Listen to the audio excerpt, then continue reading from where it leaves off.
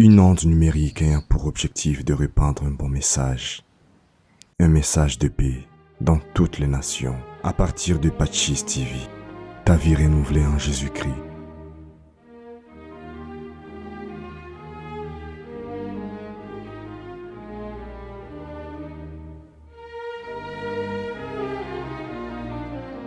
PACIS TV, ta vie renouvelée en Jésus-Christ.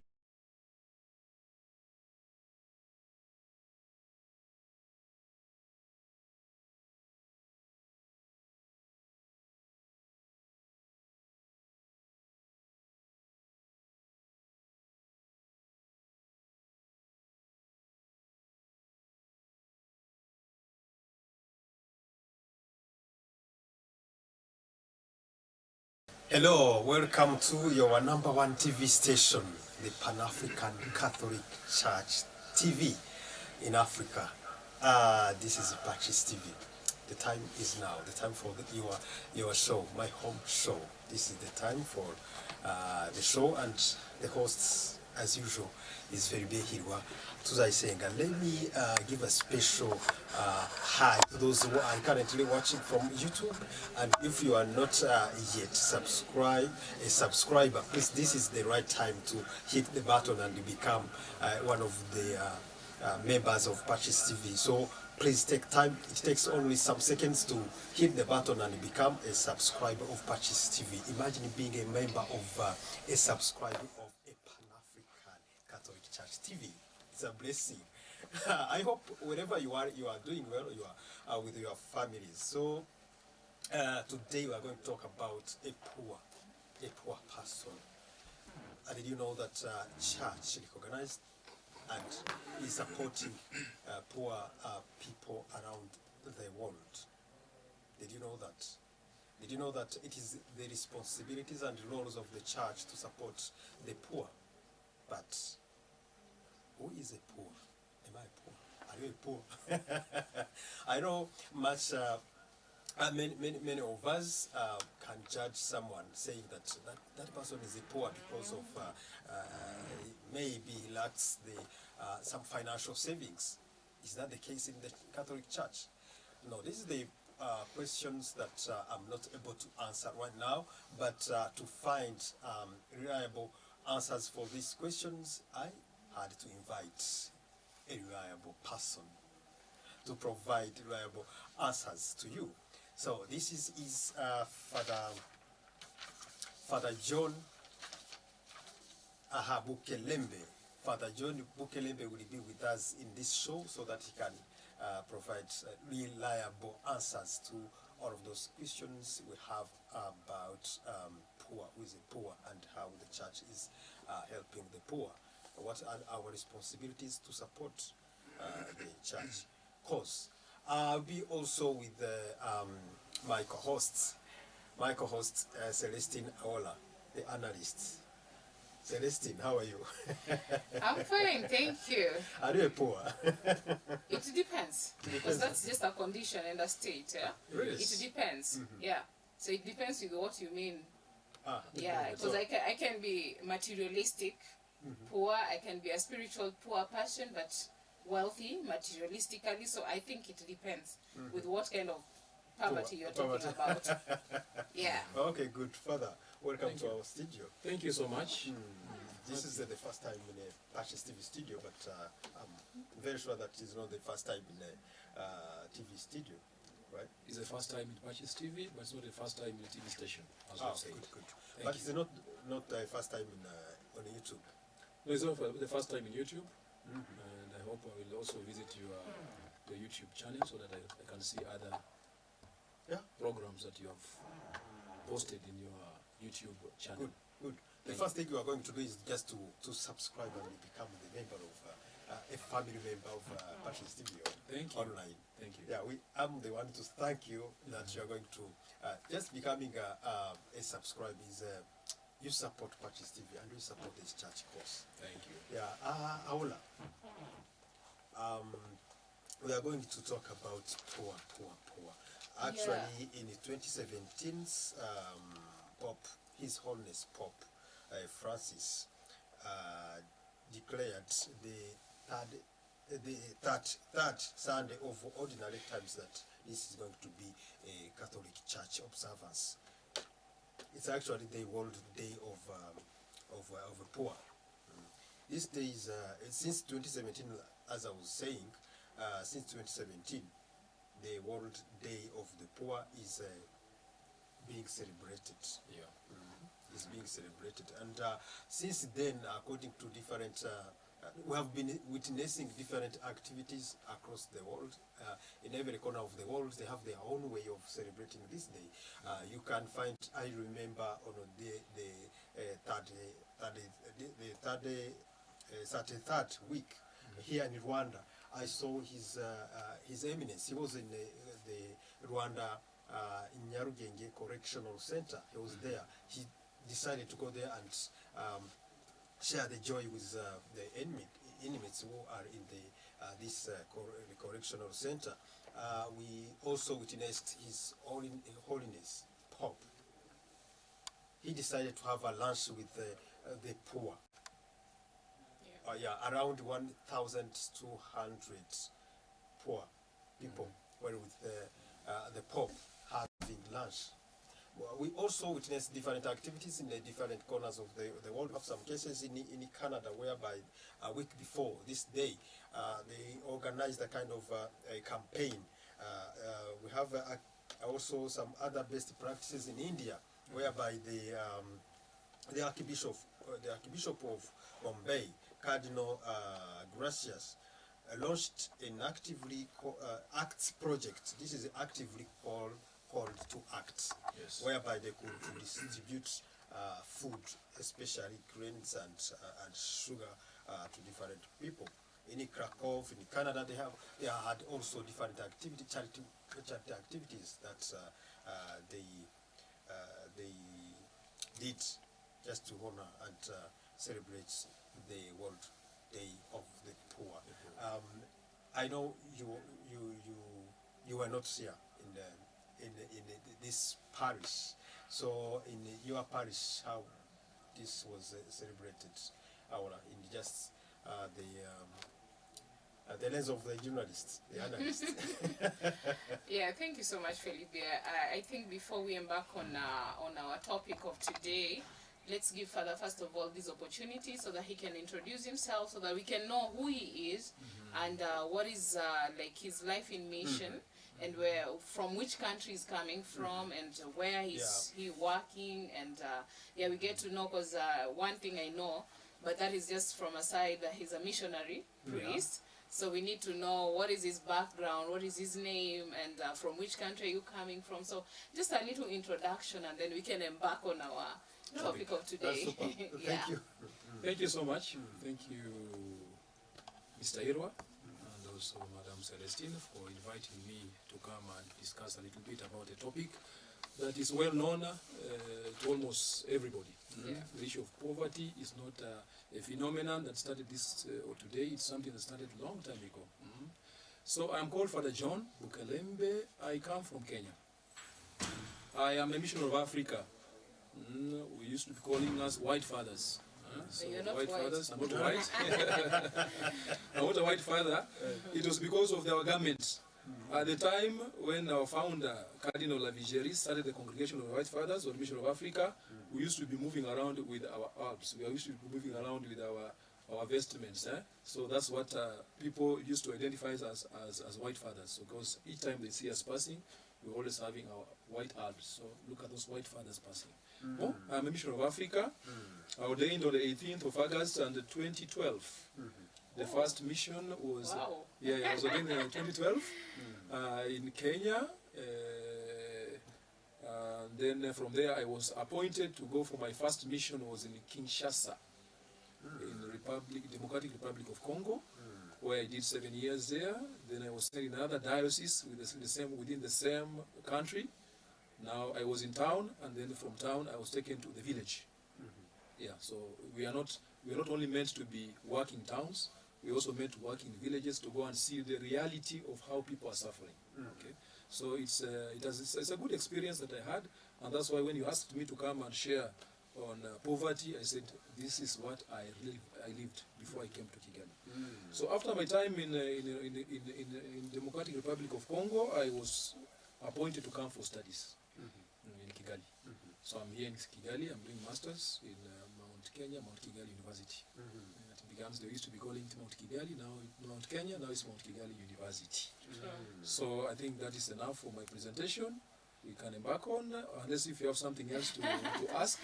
Yeah. As I can see, we are sitting with an answer, but with a capital A. So be ready, stay tuned. Coming back to you, our analysts, Catholic analysts. I didn't see you in the Nyarugenje Correctional Center. I didn't see you even Pop's lunch, the big event. Where were you? Actually, when Cardinal visited the inmates, our Christians are the ones who had accompanied him from our parish. Yeah, I had other parish commitments, so I couldn't accompany them. But this is a call that has been there, and we are not only working with the occasional, but this is something that we've been doing like on our day-to-day lives. Yes. Also, like here in Rimera, I have an organization of a food drive that I do like every month, every Saturday, feeding the street children, whereby I bring well-wishers, we cook food. We normally do it by ourselves, we cook, and then we come and serve the children, the street children on the street. So we understand when we talk about poverty, this is a condition. Yeah, and it's not permanent also. Yeah, it's not permanent. We just have the less privileged people in the society, the less fortunate, and some of them, you know, when we talk about poverty, it's not only materialistic. We have people who are also spiritually poor. Of course, today we are basing and focusing basically on the less fortunate people in our society. Yes. Yeah, who the church, because Mother Teresa said something that I like quoting every single day: a life that is well lived is a life that is lived for others. But if you don't live your life for others, then that life is not well lived. Now, living life for others is serving. How do we serve? You've identified there is this community, there are people in your community that do not have food to eat. Of course, we cannot feed them throughout the day, but what are the simple things that you're doing to help them? Because remember, it's a condition, and you never know. Even myself, I may find myself in that condition someday, because even for them who have found themselves in that situation, it's not like it's permanent. That's their fate. You never know. I was listening to a very powerful speaker today called Christopher Sikiwe. He's a South African, and he was saying he was born as an unwanted child in a family of 8 children. They were living in a two-room house, not 2-bedroom, but a 2-roomed house. So you guess what that means? Like, one room is a sitting room and the bedroom for the children, and the other bedroom and the other room is the bedroom for the parents. Yes. So when he was born, he came to this world, and the parents never planned for him to be born. So he found himself in such a situation. And the parents were like, we didn't plan to give birth to you. We already have 8 kids to take care of, and their condition was pathetic. So the dad died while he was 1 year, 6 months. Then when he turned 5, he was like, I can't do this anymore, whereby they are going every single day without food. So he ended up on the streets. So he ran away from home, disappeared from their area, went to a different area in Johannesburg. So he started feeding from the trash, like moving from one bin to the other, moving from one bin to the other, until when he was 15. So when he was 15, he met a lady who called him and said, Christopher. Back then, the lady didn't even know his name. Said, I know you, but this is not the kind of life that you need to live. So the street life is not your life. That person was from a church? Yes. Then the lady took him in. This lady didn't know who he was, but for her, she saw a vulnerable person on the street. So imagine, at the age of 15, never gone to school, Then taking him to school to start to learn to read and write, and now he's a world non-speaker. So poverty or whatever situation that you find yourself in is not permanent. So we cannot say they'll stay poor forever. I think it needs just a good mindset and well-wishers, who are able to sacrifice in order to give life to the needy in our society. Thank you, Celestine. According to what she said, yes, we at this day, the old day of the poor, we saw different kind of support, giving, food, clothing, hairdressing services. We have such examples in Krakow. Many different. So, according to the church, who is a poor? Poverty. Poverty can be divided into three parts. In fact, Celestine has just talked about one of the parts. We have spiritual poverty, people in need of spiritual nourishment. Somebody coming to the church, somebody asking for sacraments.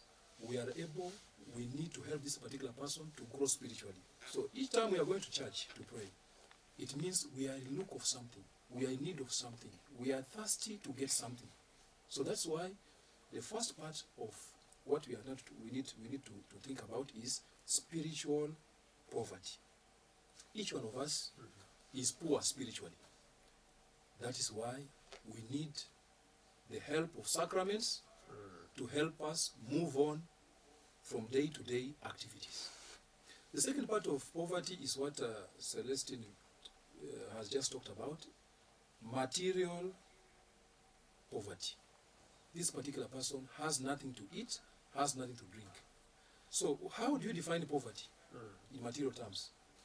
Is somebody lacking basic necessities in life. You don't have food, you don't have clothes, you don't have shelter. This particular person is poor.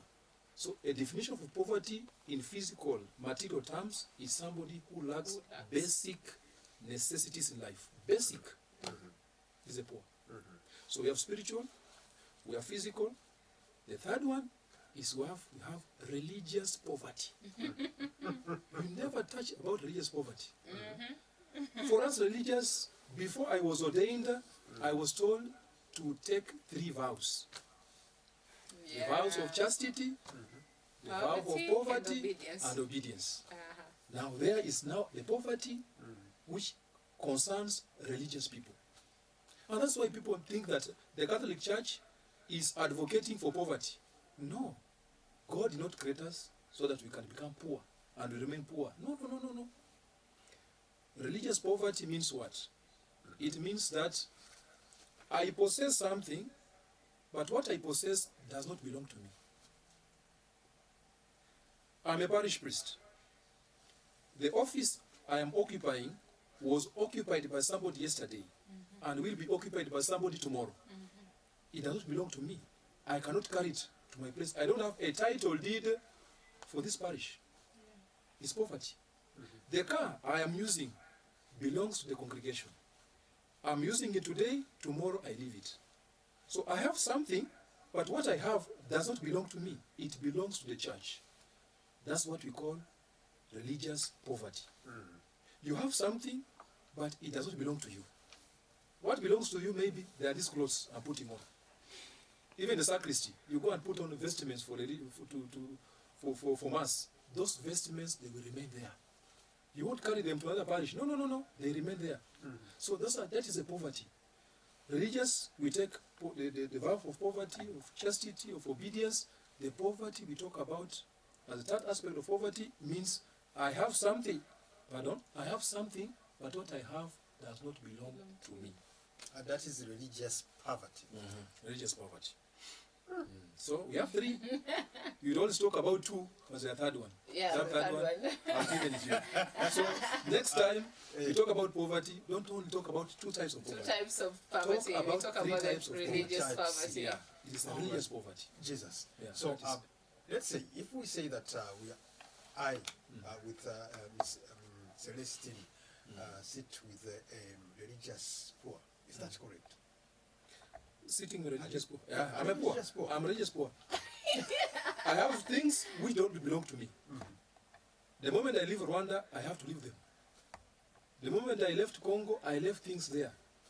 The moment I left my formation house, I left things there. I don't have a title of property.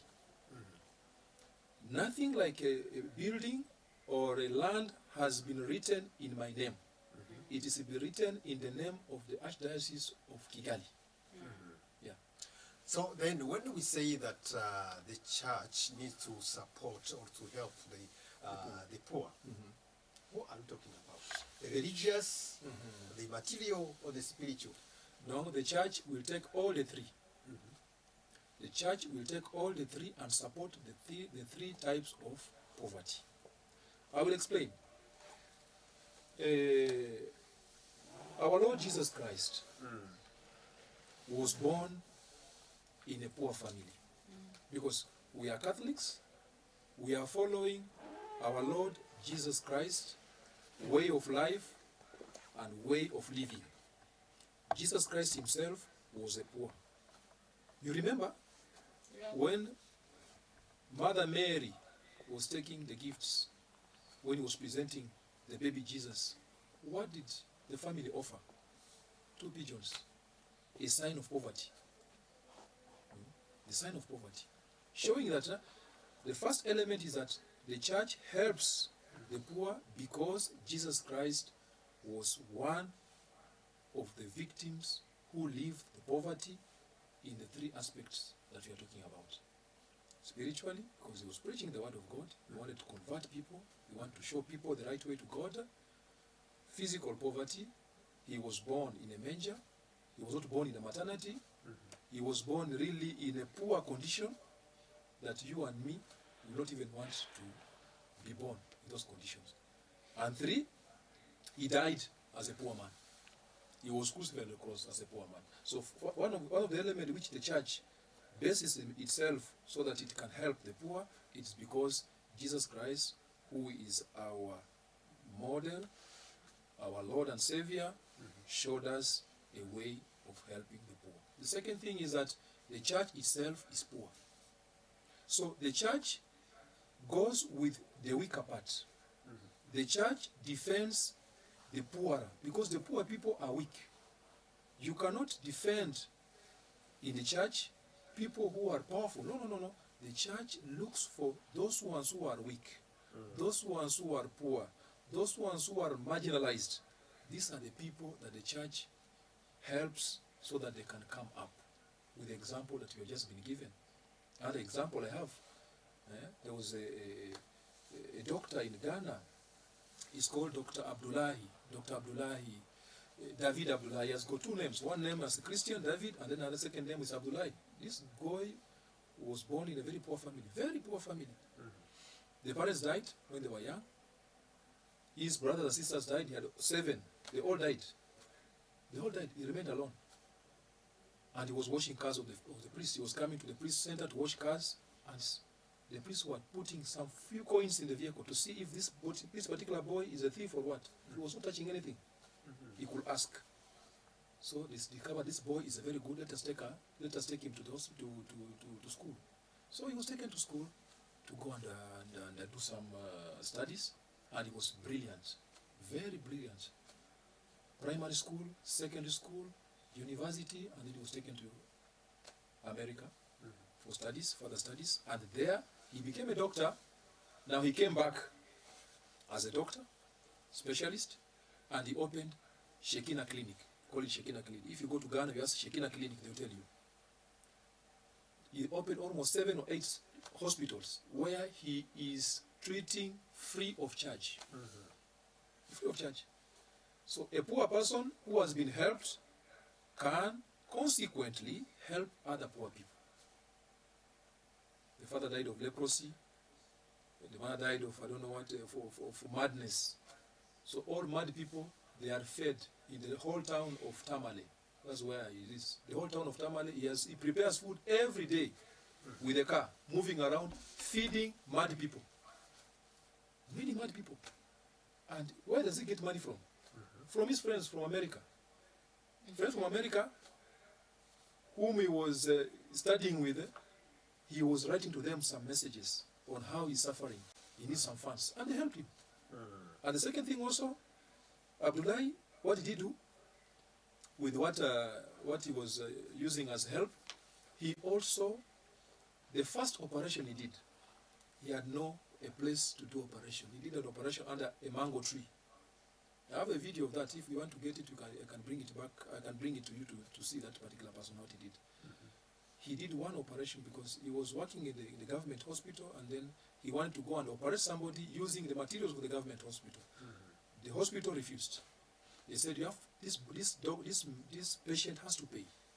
The patient had no money, and this particular person knew that this woman, I can save her life. He had got something which had swollen somewhere. He can do operation and remove it, but now he had no materials. He was a government doctor.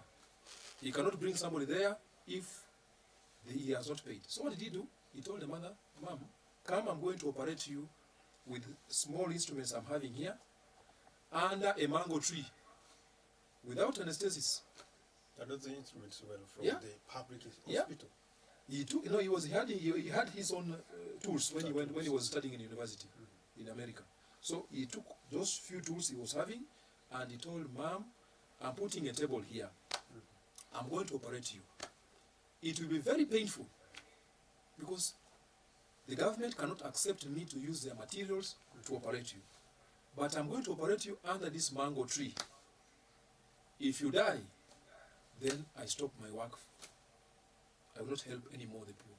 But if you survive, that means God will help me to start constructing my own hospital, and I will start be helping the poor people." That was the first step he made that surprised people. He called two nurses. One nurse was supposed to hold the legs of that woman. Another was supposed to hold the hair because it was very painful. There was no anesthesia. So he had to operate. All the pain during the operation, the woman was feeling everything. He operated, and he removed what was swelling, and he replaced everything back, and he went to buy some medicines for the woman, and that woman stayed in his house before he could be released. So it's an example of a person who was helped by other people, coming from a poor family, and with him now, he had to open now 7 different clinics. Those clinics have everything. And he does operation, almost 8 or 9 operations every day in those clinics. Wow. So it is an example. He's really living a life of Mother Teresa, because Yes, I know love you talking her so about much. I Mother love Teresa. talking about Mother Teresa so much, because she's a woman who really sacrificed a lot for the poor. She's one biggest, in our era, because she died while I was already born, and I got a little glimpse. Like, she's one of the saints I can talk about and relate a lot, because this is something that happened, not what I'm reading in the books, but we could see on TV and everywhere. Mother Teresa is a person who used to go out and borrow just because of the needy in the society. She gave out all her heart and passion in serving the needy and the poor. This is a woman who would attend to people who are wounded with her bare hands, without minding that I can contract a disease or something else can affect me. So when you talk about that doctor, what comes into my mind, I'm just seeing Mother Teresa, because I'm like, this woman also sacrificed a lot. She would go and beg literally just in order to get something for the poor. So I think when we talk about the poor and the needy people in the society, these are people who lack and they need some support. And sometimes you find the systems we are in cannot help. Because just like an example, imagine doing an operation under a mango tree, all the risk. By the way, that is a very great faith.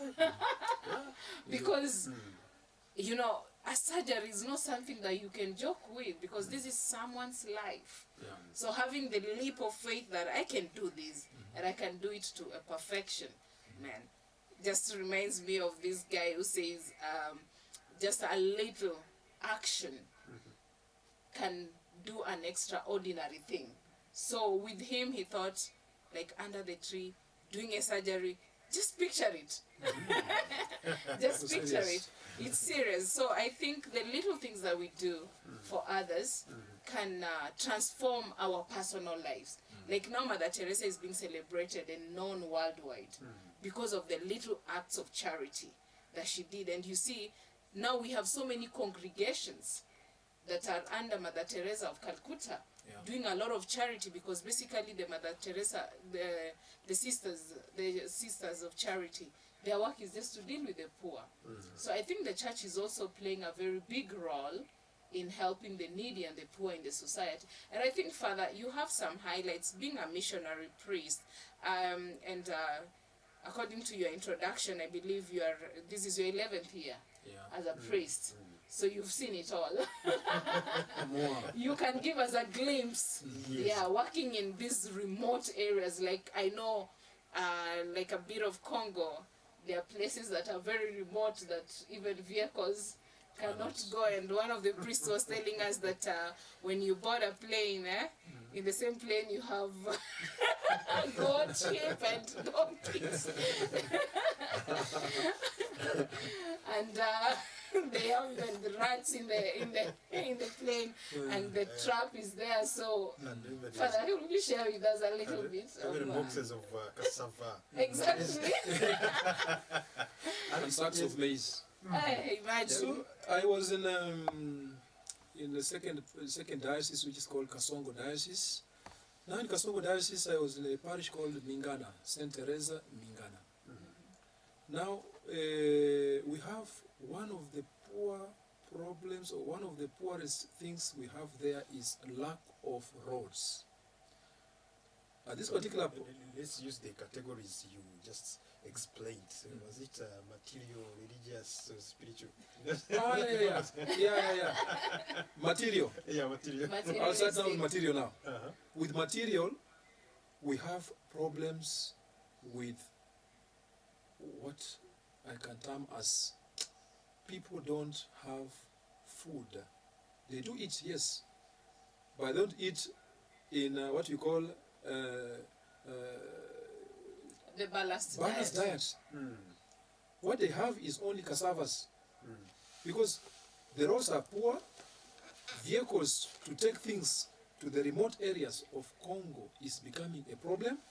So balanced diet is becoming a problem. Children are dying of kwashiorkor. They are dying of kwashiorkor. Donc, there is no food. There is food, yes, but people are eating the same food, tomorrow, today, yesterday, today, and tomorrow. So you might find somebody with a protruding stomach. Oh, this boy, what are we going to do with him? Kwashiorkor. That's the first thing. Medical problems. We have medical. We have medicines. The medical arena is becoming a problem in Congo, especially in those remote areas. We don't have doctors, we don't have nurses, we don't have medicine which can reach those people. So people are dying. We don't say like flies, but people are dying seriously because there is no. It's as if the government is not doing anything to help them. So people depend on the Catholic Church. Where we have a Catholic Church, we have a school. Where we have a Catholic Church, we have a hospital. In the church where I was, my parish where I was, we have a hospital and we also have a school. This hospital and this school is to help these people to learn in these schools, primary school, secondary school, and also the hospital for treatment, and especially problem with women and children. Women and children. I just built another hospital, a second hospital, 45 kilometers from the parish, to help those ones coming to the parish, because it's a forest. To get a sick person from the forest, the interior part, to where the parish is around 45 kilometers. Not anybody can afford a motorbike. What do they use? Bicycles. a bicycle or a, wheel, bicycle, or those a local wheelbarrow to push somebody who is sick 45 kilometers at night to bring him to the parish where we have the hospital. So I said, no, let me try and build a hospital around 45 kilometers from the parish to help those ones who are there not to be forcing themselves to come to the parish. So you see, physically they lack basic necessities as what concerns the eating, what concerns drinking, what concerns also medication, and also the learning part. Spiritually, they need sacraments. We as priests, we are there to offer sacraments. They are spiritually poor. These people, to reach them is not easy. We have to go with motorbikes. At times we have to go on foot. At times we have to sleep in the forest. Sometimes we fall sick because we have been beaten up by mosquitoes, left and right. So to reach them, wherever they are, it's not an easy, because our parish is very big. It can go, the farthest outstation can go almost 120 kilometers. Wow. That's the whole parish. It can take even the whole of Kigali, maybe. Wow. One parish. Yeah, I know Congo is big. It's big. Yeah. Wow. So, spiritually, they need sacraments. And as religious also, we are also poor. We are very poor. We have to use the little we have so that we can support the community. Because they all depend on us. They look at us as their father spiritually. We are their fathers also materially. Yeah. So the moment we go with a vehicle or a motorbike to go and look for medicines, they are very happy. Just to get Panadol. A Panadol, it's very expensive. It can be one tablet can cost almost $1. Yeah. So business people are exploiting these people. The poor Wow. people. So it's a matter just of exploitation. So you see those three aspects. We are living those three aspects in the village. Seriously. Why? Because there is no roads. These people have been abandoned to themselves. Nobody is helping them except the Catholic Church. That's what the Catholic Church is really rampant in Congo. 65 to 70% of the population in Congo, they are Catholics. They are Wow. Catholics. Wow, that's But, an amazing work that the church is doing in Congo, because But Reverend Father, you say it as if it is just a solution that the church is there, but somewhere you said that the church is also poor. So my question maybe to my colleague Celestine, Reverend Father said that the church is poor, but according to the Bible, remember, I don't remember the verse, but they say that it's a comparison. A blind man can never lead a blind. So now, why the church? If the church is poor, why the poor is helping the poor? Don't you think it's a kind of risk, taking a risk? No, but Father brought it out so powerfully. What the church is playing, because our main focus is the role of the church in the community and the role of the church in to help the needy, the less fortunate people in the communities. And it's very true. Generally, I think even if you do your research right now, you'll find Catholic Church is the one that owns most of the schools and most of the hospitals. And that is something that is amazing everywhere. Imagine like how Father is explaining. I've not been there, but I'm just having the picture into my mind, like, how would I dare even pack my bags and go to visit such a place whereby there are no vehicles, there are no roads, like that struggle, you know. But admire our priest sacrificing, because he said he's from Kenya. He left his comfort zone, which is not easy for everybody to do. Like leaving your comfort zone to go and live in such kind of, because I believe in your home, you are not living such kind of a life. No. Yeah. And you even prefer being there. That's your family, you know. But now you're suffering in a certain country just because of a mission. So I think as much as the church, we're talking about the poverty in the church, I'll quote this woman again. She said sometimes when we talk about poverty, it's not about, this is Mother Teresa's quote, that the poverty is not about sleeping hungry or lack of clothes, but feeling lack of love and feeling unwanted is another poverty. So the church might not be suffering like we talk about what he's talking about, the poverty of materialistic, but you know, sometimes the thirst, the quest the church has to reach out to many. You understand? Exactly. Yeah, the thirst that the church has, like, you see, now I know Father's heart is burning. Like, what am I supposed to do? I need to do more, but I don't have the capacity to do what I feel like I should be doing. They are doing their best, but still they feel there is more that is supposed to be done. So it's not a contradiction, because also the church works. Who is the church? Actually, we are the church. Because, you know, we have the days of the laity, we have the days that the church, like last Sunday, my community, St. Michael Cathedral, was celebrating 25 years Jubilee. And the first thing that we did was almsgiving. And almsgiving, actually that's the time we also learned that there are people out there who really want to help, but they don't know how. Because we went knocking to different companies to give us something that we can go and give to the poor. And amazingly, we had a lot of donations from different companies. We salute them. We have the Sulfur, we have the Nyanje, we have so many companies came through for us. And we were surprised, like, we just wrote a letter. We didn't even know how it was going to come out. But believe me, you Sunday, we were overwhelmed with the kind of gifts that we received as part of our almsgiving, and also the Christians themselves. There were a lot of several donations from people. So through us, as lay people or Christians, we are able to help the church with the little that we can, so that the church can help the poor and the needy in our society. So the church is poor in terms of the thirst that the church has, because there's a lot to be done. Just even the Bible, there's a verse that says there's a lot to be done in the vineyard, but the workers are few. So the church has a lot of desire and the thirst to do a lot, but then less resources. Yeah. Very important point, less resources.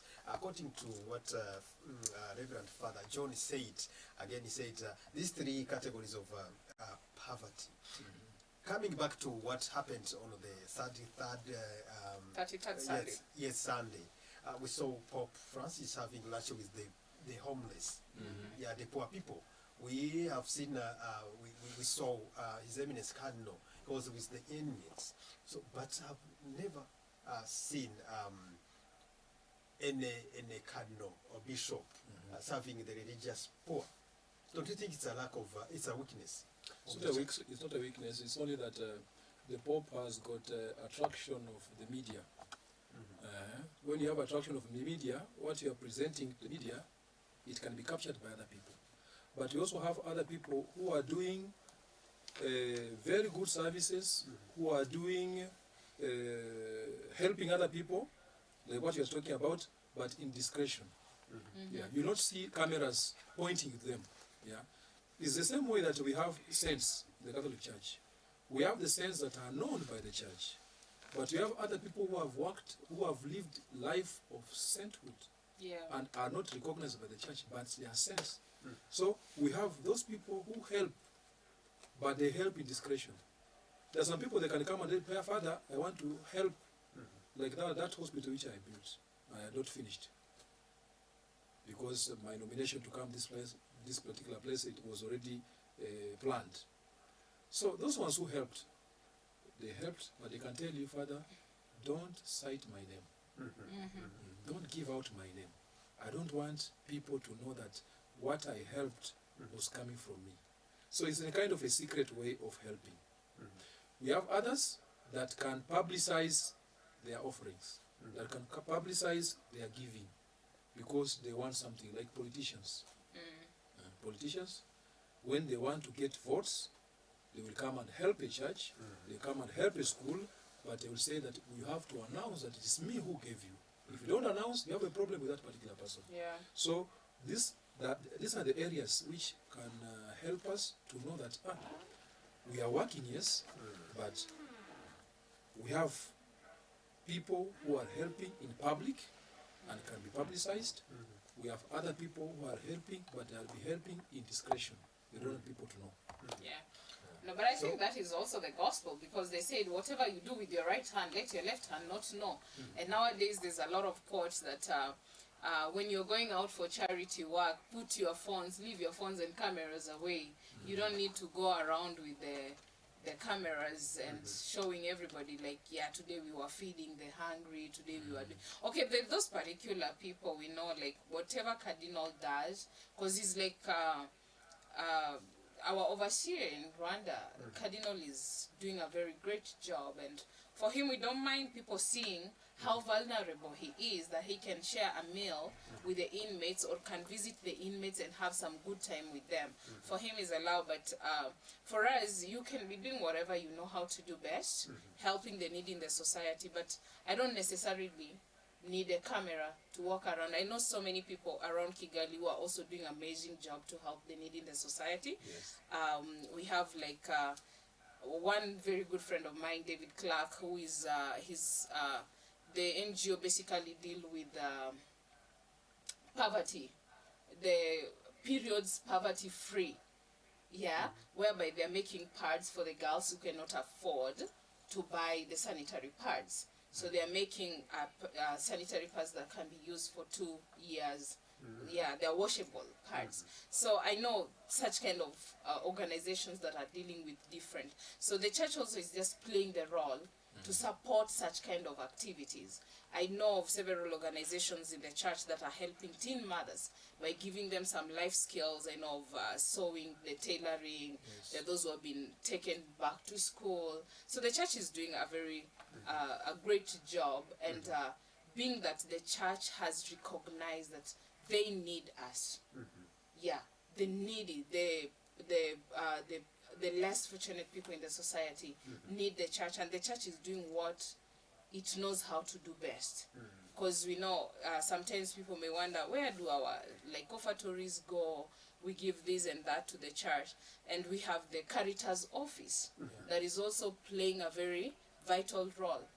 Through the Caritas office, we know the children who need school fees, the families that need support in terms of food, clothes, or sheltering. We have seen the church building some shelters, some homes for the homeless. We've seen church harboring the refugees, giving them a shelter. So the church is really playing a bigger role in the society to help the needy. It's just sometimes because, you know, whenever you're giving and you're not receiving, sometimes you can run out of the resources. And Father John, we really do appreciate what you're doing in Congo, because leaving your comfort zone, leaving your home whereby you had everything, and going to a place whereby there's a priest from there who told us sometimes you can be sleeping and just a snake falls. It's true, eh? I have met snakes even in my room. You tell me, you enter your room, there's a snake there welcoming you.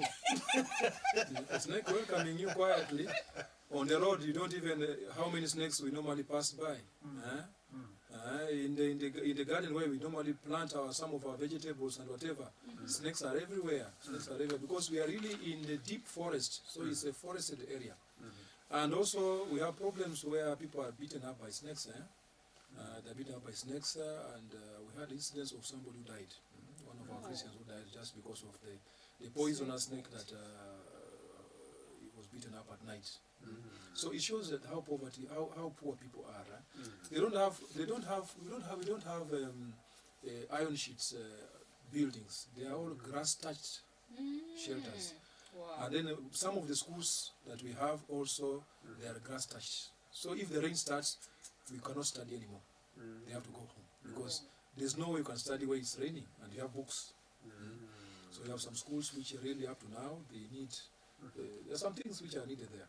But anyway. Yeah, thank you, Reverend Father. I totally agree with what Celestine said, that the church is doing a great job. Yes, I totally agree with what you said, and thanks to the church media, TV, radio, and newspapers, we can now know what is happening around the world. Yes, the church is doing a good job to support the poor. But again, coming back to my question, which I raised earlier, how the church is now supporting the third category, the religious poor. Because I've never, like I said, I've never seen the church supporting the clergy. The church supports the clergy by giving them the necessities for their upkeep. That's the first thing. When we have offerings, these offerings are brought and put in what you call a common pool. Common pool means what? It means that this parish, the other parish, the other parish, you put all that you are going to receive together on one account. Because we have some parishes which are in town. We have some parishes which are in the outskirts. What they receive in that parish and what you receive in the Remera is not the same. So for us to balance and help all priests, we must have a common pool that we are going to use so that we can help each priest so that he can get what is needed for his upkeep. That's one thing.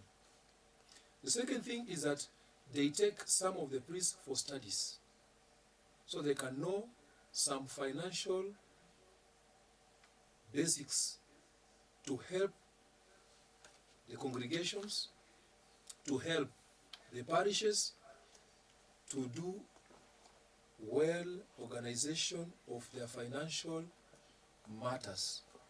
Because without formation, we will be doing, how do you call it? We are working on something, but we are not going any further. We are stuck somewhere because there is a kind of a leakage on what we have, what we are receiving as money to help the communities and to help the congregations and to help the priests. The third part is when I work, I can study, I become a doctor, I go and teach in the university, I go and teach in a college. Whatever I receive is not my money. All our salaries, they go to the congregation. You don't receive your salary in your pocket, no. You vowed a vow of poverty. The poverty means that you don't possess anything. Even your salary does not belong to you. It belongs to society because the money they used to take me to school was somebody's money. Now you have graduated, you are now teaching, you are now working. Whatever I'm going to receive, whatever I receive has to go to the congregation, has to go to the diocese. Me, I will only go to ask for the necessity. They can say that at the end of each month, each priest, we are going to give him maybe 50,000. It is 50, whether you are a professor, whether you are a simple parish priest, whether you are an assistant, all of you are going to receive 50, 50, 50. But you are receiving a salary of 1 million one day.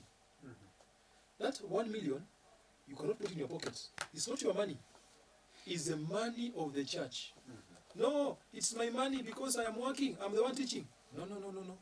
It's not your money. It's the money of the church. That's what we call poverty. And that's where sometimes we have problems with some people. Yeah, they can even quit. They leave the congregation or they leave the religious life because of money.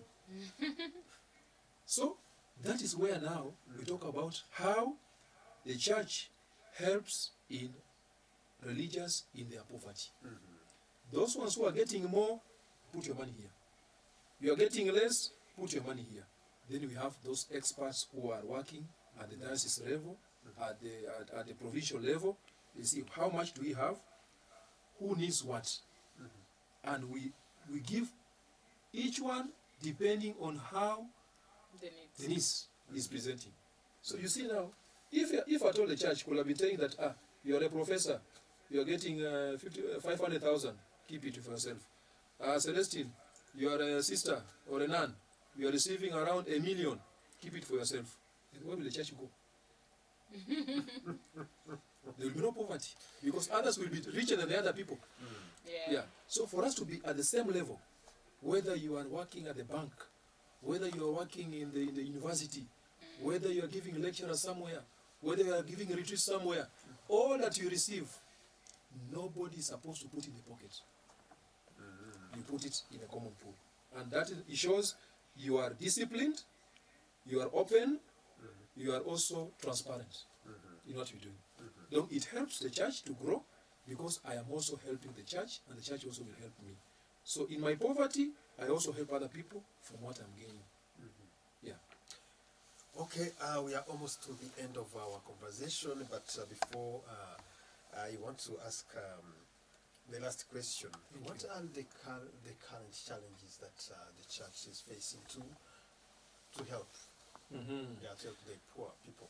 To help the poor, one of the challenges is corruption. Even in the church. Yeah, we have a little bit. We have to be true to ourselves. It's a disease which goes in all aspects of life. Even the church, at times, there's a little bit, the percentage is a little bit low, but we have a kind of corruption. So, in which sense? We have to respect the intention of the donor. When a donor, when you give me something, say, Father, I'm giving you this to go and finish the school that you have not yet finished. Father, I'm giving you this so you can go and help a hospital that you are still building.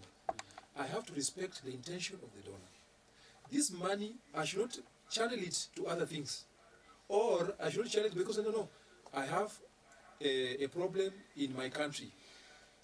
So I will channel it to the same thing, but not the same direction. You are giving me so that the money can go to Congo. But if I'm taking the money, directing it to real helping people, but for my own country. So a kind of, we have this problem of corruption. So you're corrupting somebody so that he can do it on the way you like it. Yeah, it will go this side, not this side. So it comes also in our meetings and sometimes in our way of doing things, that we corrupt each other with a very little amount of money or something like that, so that at least things can go on the way that I like. The second thing is tribalism. Tribalism, For us, we are in a different country, there's no problem here, but in Congo we have so many languages. Now, if a priest is like, is a Muzimba, those are the languages we have in Congo. So we have the Wazimba, we have the Warega, we have the Mushi. So these are different type of languages, it's not like Rwanda. Now there, when you receive help, the priest will direct it to help people from his own area. That's the problem now. So let me not focus on priests also, because when they look at it, this man is only taking of us. No, I'm sorry. I'm just giving examples which do happen. So we have corruption, we have tribalism, and the third part also we have what we call, we don't have people who are experts in projects. We need formation in project management. Yeah, the church needs people to go and learn how to implement projects and how to give accountability for the projects that they have been doing. Because for me to gain your confidence, I have to execute what you have told me and come back to give you a feedback. What you helped me last year, this is what we did. These are the photos, these are the videos, this is everything.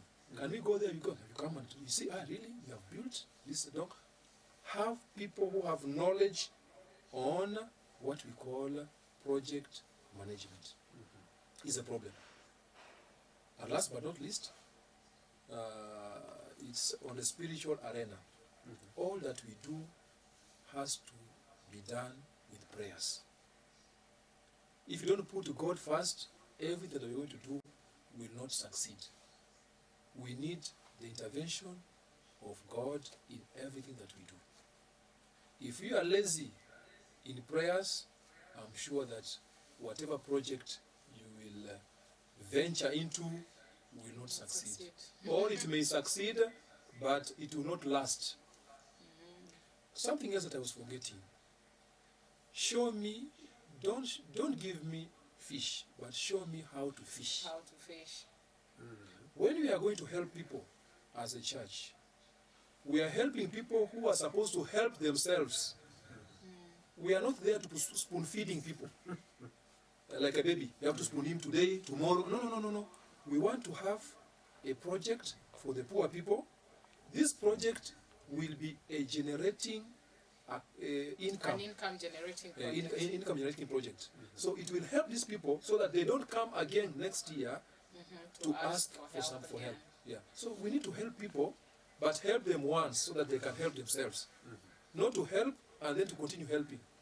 And this is the problem which people have. The Catholic Church help us, so next year we will go there. So you become now a beggar. Yeah. And when you become a beggar, you become a bother. You are bothering people. Yeah. Every time you are begging, every time you are begging, we are now tired. The church also at times just, we are tired, because where we are getting from, they will not give anymore. Yeah. Yeah. They will give once. But when they give once, you better make good use of what they are giving you. So avoid wastage of what you are given as a poor person so that life can move on and also you can help other people. Thank you. Wow. Yes, avoid this or else you become a beggar. Yes, and then you bother the people, and by bothering the people, you bother the church. Yeah. Am I right? Oh, you're right. With this, we come to the end of our conversation, our today's show. I think, Celestine, did you enjoy the same way I did? Yeah, the conversation with Father. Yeah, I think we need to invite him more next time because there's a lot to learn, and being a missionary, he has seen all. Because I believe he's been to several countries, and there's a lot of things that he can share. Yes, from African countries. You have to add that. Yeah, African countries. Yeah. And like through your visits in different countries, you've faced a lot, you've seen a lot. Yeah. And what, Father, by the way, if I may ask, what pushes you to move on? Because according to a lot Imagine of seeing the a story, snake when it comes in the room. and you still want to pursue. What is the drive? The love you have for the people. Wow. The love you have for the people. When I wake up, I discover all those problems, but I go at the altar and I see how people are welcoming me. And I see people how they were crying when I was getting out from Congo, when I was coming here for my nomination. You feel that people really appreciate your being there. Because you are becoming like their savior. You're becoming like their savior. Because when I left, and they have some 2 or 3 projects which I was yet to finish, I told them, I'm going, but I know that the good Lord will help me. When you have holidays at the university, I may come and see you and see if I can continue with one thing or the other. So I had to cool them down. So they love these old people, the mamas, the mothers, the mothers, the fathers, and the children, they have on me. It gives me joy. Wow. Because when I see them, I see my mother. My mother is still alive. My father is still alive at home. They are there. But I have what we call extended family. My family at home is a nuclear family. It's only my father, my mother, and my brothers and sisters. That's a nuclear. But all these people I'm baptizing. I can baptize almost 70 people in one session. And they are very happy. They make music. Congo, they like music. They are poor, but they dance. Congo, they are poor, but they dance, I'm telling you. Even a small boy, put the music. You look and then you say, really, this is good. Yes. That's what I can say. That's It's so just love amazing, which is Father. I helping think me. you're really following the path of Jesus, or the footprints of Jesus, of humility and tenderness to serve others, because that's what he insisted.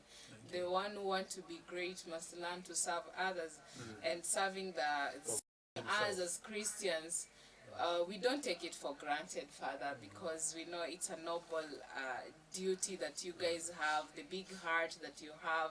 It's amazing. And to our fellow Christians and viewers, as we have heard, the church plays a bigger role in supporting the needy and the poor in the society. Let's start giving whatever that we have. Let us start supporting the poor in our society. Let us support the church so that the church can execute and do its duty in serving the poor or the needy in our community. So when Caritas call out for people to come and support, please, when it comes to alms giving, let us give with a cheerful heart, knowing that whatever you're giving is touching life somewhere. And also, like Father has highlighted some of the plights that he goes through in Congo. He's around in Kigali, so people can look for him and see how you can support his parish back there. And we give, I think you've seen some pictures of children studying under the tree. Imagine going to school, but you're under the tree, you're in this shabby room. So we can give a better life. So in your community, in your parish, whatever that you're doing to support the church, please do it wholeheartedly, knowing that it is reaching 1,000 and changing lives of 1,000,000. So thank you so much, Father. We really do appreciate having you here today. And I believe Home Show has changed several lives and many people, because last time we were highlighting also about Missio Austria, how they are supporting the seminarians. Imagine this is just an organization that their work is just to do fundraise, to keep seminarians in school. And people who are supporting, some of them are not even Catholics, and some of them are not even in the line of vocation, but they're just giving. We want to keep this vocation moving.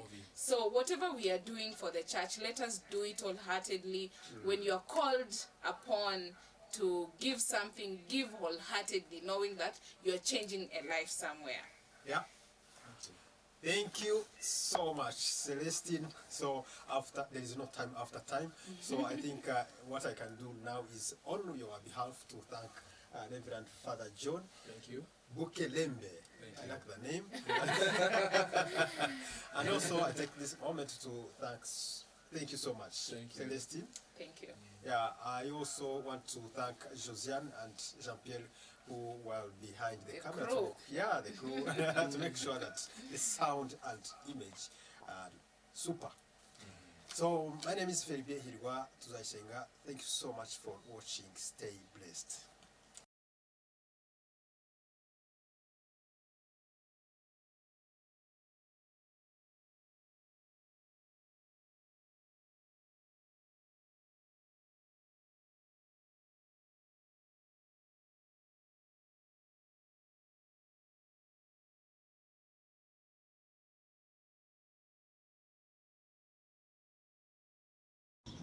Une onde numérique ayant pour objectif de répandre un bon message.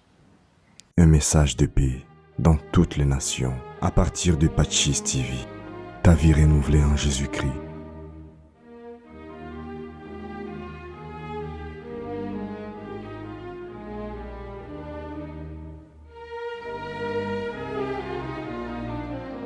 PACIS TV, ta vie renouvelée en Jésus-Christ.